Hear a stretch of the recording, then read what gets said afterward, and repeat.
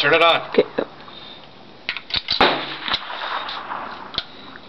Okay, so we're out here at the Wairika rifle range, firing range, and just picked up this A3-03 30-06 Springfield a few weeks ago. We're dialing it in, trying to get this scope dialed in for go out and shoot some deer this year. So, anyways, this rifle was made in 1942-43, around there. Was used in World War II, and was used for killing Nazis. But today we're shooting targets. Isaiah just loves it when I say we're shooting Nazis. Okay, so here we go. Actually, here we don't go. We need to do that first.